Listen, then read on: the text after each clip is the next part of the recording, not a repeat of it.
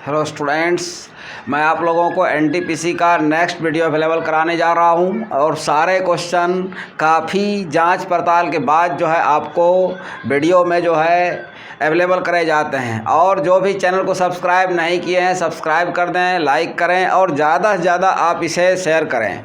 तो अब मैं आपको पहला क्वेश्चन जैसा कि लिखा हुआ है, देखिए, x% वार्षिक ब्याज की दर पर p वर्ष के लिए a रुपये पर चक्रवृद्धि ब्याज ज्ञात करना है, CI निकालना है। तो CI का फॉर्मूला हम लोग जानते हैं। CI का फॉर्मूला होता है p इंटू 1 प्लस r/100 का होल n-1। तो यहाँ पर देखिए ये मूलधन है, ये तो मूलधन यहाँ कितना हमको दिया हुआ है, यानी p का वैल्यू a आ जाएगा, p का वैल्यू a और r के जगह आ जाएगा x%। और आप देखिए आपको टाइम कितना दिया हुआ है, n का वैल्यू p आ जाएगा, यहाँ पुट कर दीजिए p के स्थान पर क्या आ जाएगा, a आ जाएगा और r के स्थान पर x आ जाएगा। और ये आपको नंबर ऑफ ईयर्स है p। तो इस तरह से जो है आपका आंसर ये हो गया CI का। देखिए क्वेश्चन नंबर सेकंड है, किसी मूलधन पर 3 वर्ष में 10% वार्षिक दर से प्राप्त चक्रवृद्धि ब्याज तथा साधारण ब्याज का अंतर 93 रुपये है, मूलधन ज्ञात करना है।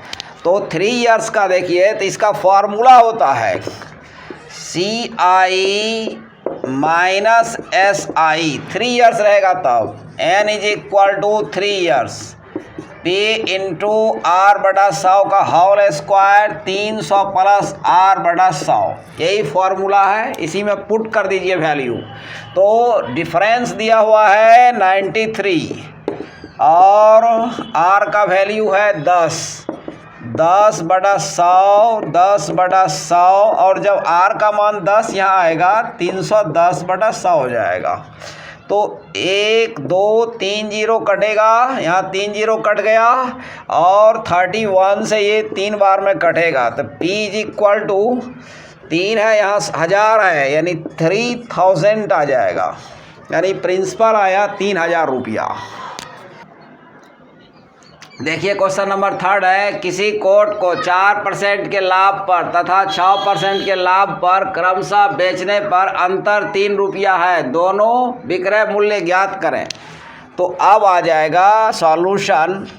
आप मान लीजिए क्रय मूल्य मान लीजिए x रुपया, क्रय मूल्य मान लिया x रुपया, तो अब हो जाएगा जैसे कि x को बेचना है, अंतर मतलब होता है बड़ी राशि माइनस छोटी राशि, ये ज़्यादा हो जाएगा विक्रय मूल्य 106/100 और इसे बेचेंगे फिर 4%, 104/100 और 3 आया। 6% लाभ का मतलब हुआ कि क्रय मूल्य 6% बढ़ेगा और 4% लाभ का मतलब हुआ कि क्रय मूल्य 4% बढ़ेगा। अब हो जाएगा 106 में 104 घटेगा 2x, 3 × 100 आएगा। इस तरह क्रय मूल्य आया 150, अब आ जाएगा 4% पर विक्रय मूल्य, सेलिंग प्राइस हो जाएगा 150 × 104/100 और 6%, सॉरी यहाँ लाभ होगा, और लाभ पर विक्रय मूल्य 150 को 6% बढ़ाना है। तो इसको आप मल्टीप्लाई करके लिख लेंगे, आंसर आ जाएगा। देखिए क्वेश्चन नंबर 4 है, यदि भारत में गेहूं की उपज और दुनिया में गेहूं की उपज का अनुपात 15:75 है, तो भारत के बाहर कुल उपज का कितना % गेहूं होता है। तो सवाल है कि भारत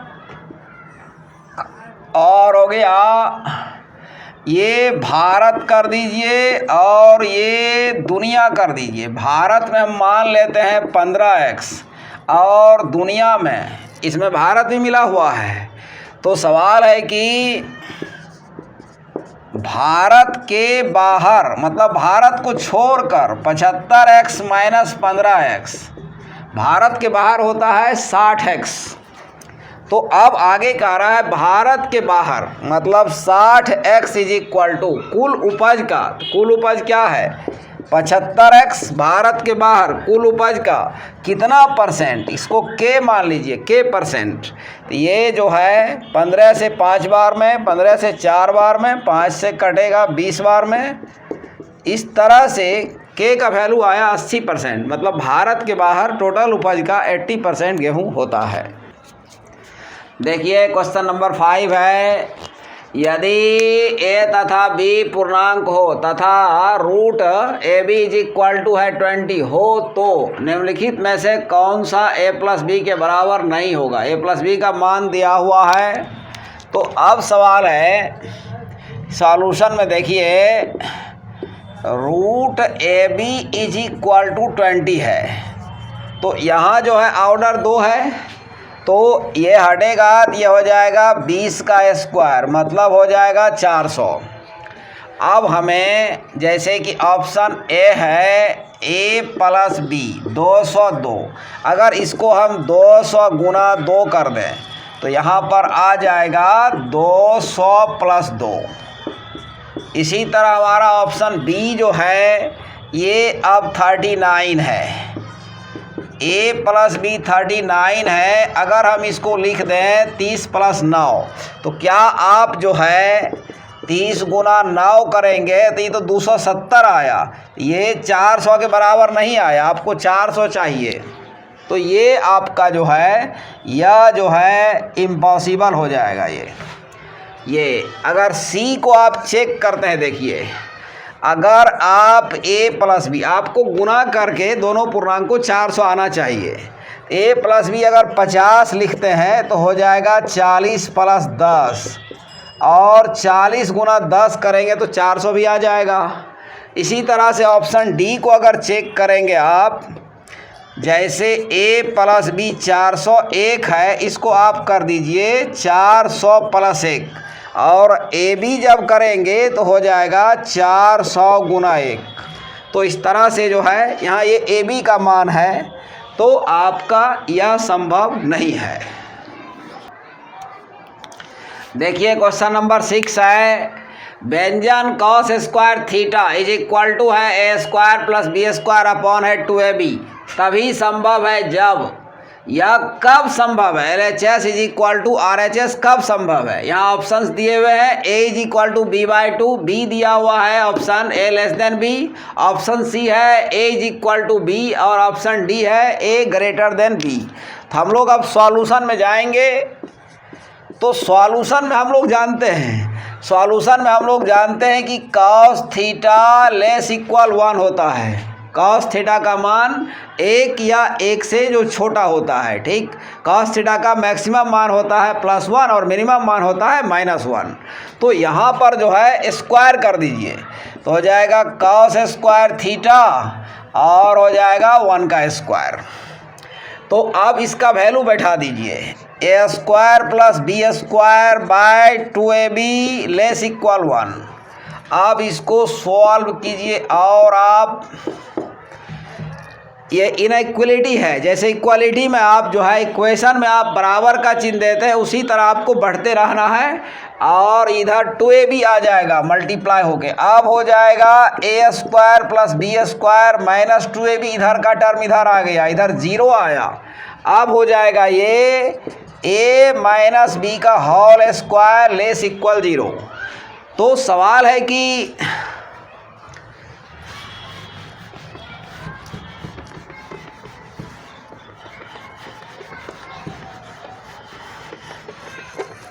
अब देखिए, अब हो जाएगा a माइनस बी का whole square is equal to 0, a minus b is equal to 0, a is equal to b।